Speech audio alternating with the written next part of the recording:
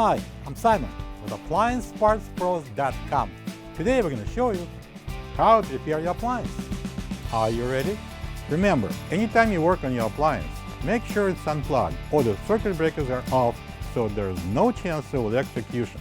In this video, we'll show you how to replace the door auto-close lever in a Samsung refrigerator. It's going to be a very easy repair. Should only take a few minutes to show you how to do it. For this job, we're going to need a Phillips and a flat blade screwdrivers. When you open up the package, you're going to get a new door auto-close lever. There are two door auto-close levers used in this refrigerator.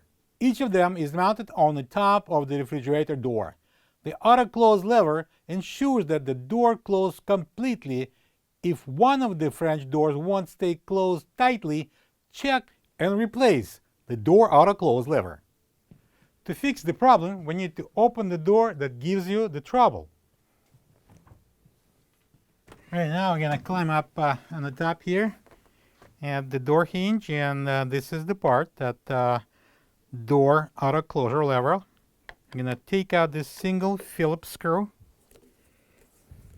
using a Phillips screwdriver, and then I'm going to see if it will come off by itself. If not, then we need to pry it up with the flat blade screwdriver.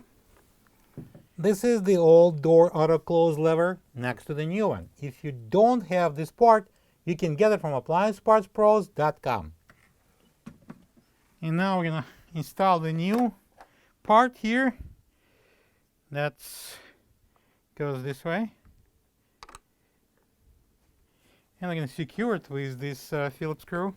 Now we can close the door, plug the fridge back in, and make sure it's cooling. Thank you for being a part of another successful repair brought to you by AppliancePartsPros.com.